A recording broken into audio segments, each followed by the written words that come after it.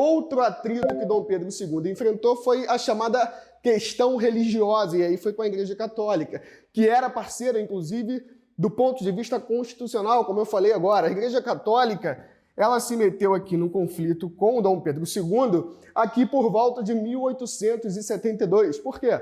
Aqui, em 1872, a Igreja Católica tinha dois bispos aqui em Olinda, em Recife, dois bispos muito, digamos assim, tradicionais, conservadores, Dom Vidal e Dom Macedo.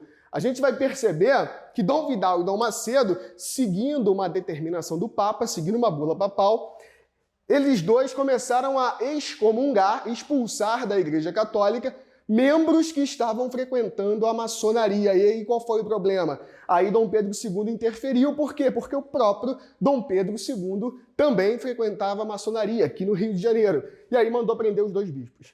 E aí a gente vai perceber que essa questão religiosa foi momentaneamente, tá? Significou, pelo menos de forma passageira, temporária, esse atrito de Dom Pedro II com a Igreja Católica, a segunda perninha aqui de apoio que Dom Pedro II perdia. Beleza? Em 1870, a gente vai perceber que outra base de apoio significativa, os militares, também acabam caindo fora, pulando do barco. Por quê?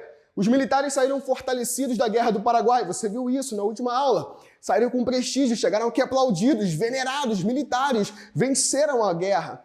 E aí eles queriam participar cada vez mais da política. Foram impedidos por Dom Pedro II e a gente vai perceber que, já que eles foram impedidos, eles começaram a defender o fim do Império e acreditavam que com a República eles teriam um destaque maior no governo. Foi o que aconteceu. A gente vai falar sobre isso um pouquinho mais à frente. Por fim, a gente vai perceber que a última base de apoio que ele perde foi já pertinho aqui da proclamação da República. Os proprietários de escravos. A gente teve a assinatura da Lei Áurea, 1888, escravidão acabava definitivamente, liberdade plena, total para os escravos.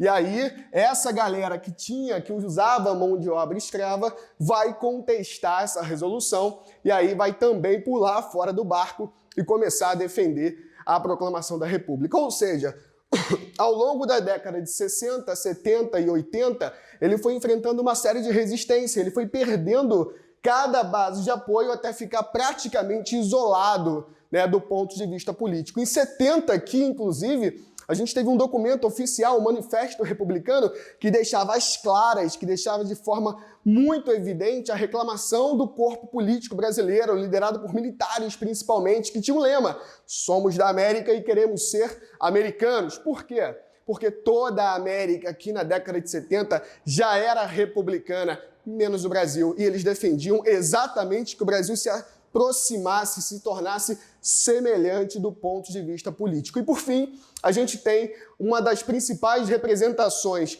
do início do movimento republicano aqui no Brasil, a fundação do Partido Republicano Paulista, o PRP, em 1873, que vai ter uma longa história no processo de consolidação da República e nos primeiros anos que a gente vai chamar de República Velha. Beleza, galera? Espero que vocês tenham entendido, espero que tenha sido produtivo, tá? Eu espero que em breve a gente possa continuar falando um pouquinho mais sobre isso, falando do processo de proclamação da República.